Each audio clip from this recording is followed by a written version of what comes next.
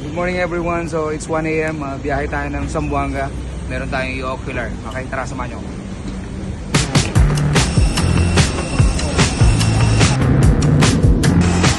Welcome to Dipolog. From here, 3 hours pa to. Pabiyahe pa tayo ng 3 hours para makapunta doon sa client natin. Grabe, after 4 hours, nakarating din tayo dito sa Zamboanga. Layo ng biyahe. Mamaya mimit natin yung kliyente. Okay?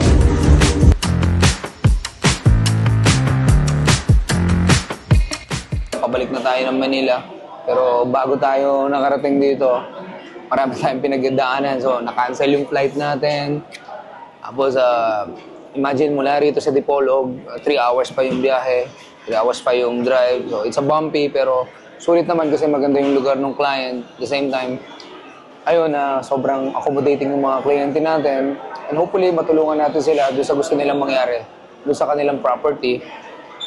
And then to ngayon, papabalik na tayo ng Manila. Pagbalik natin Manila, alam niyo naman, trabaho ulit. Mga lagi nagtatanong kung saan tayo nakakarating. Nakakarating tayo ng Luzon, Visayas, and Mindanao. So mula dito sa Dipolog City, Zamboanga del Norte, ito rin si Tito Sai. Nakakarating kahit saan.